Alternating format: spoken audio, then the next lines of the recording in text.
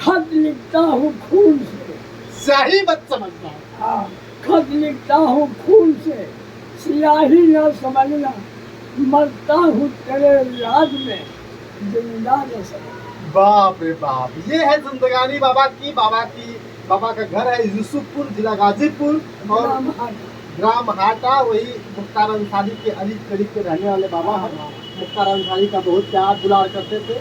हर जगह मनोरंजन करते हैं और धूम ऑर्केस्ट्रा में खूब धूम मचाते हैं। बाकी आपकी लोगों की राय है कि नए चैनल पर आप लोग कितना प्यार देते हैं, क्योंकि धीरे धीरे हम गली मोहल्ले जा रहे हैं। अब आप लोगों को बस यही दिखाएंगे कौन कितना वायरल है। अब हम आपको हिजड़ों की ज़िंदगी और जो लड़कियां हैं जो ऑर्केस्ट्रा में काम करते हैं उनकी ज़िंदगी दिखाएंगे। देखते रहिए सत्या एक्सप्रेस का इस नया शो। बाकी बहुत बहुत धन्यवाद बाबा। विदा लेवल जी, फिर चाय पकौड़ी हुई तो वो और दिन बहुत बहुत धन्यवाद। एक बार और पूछ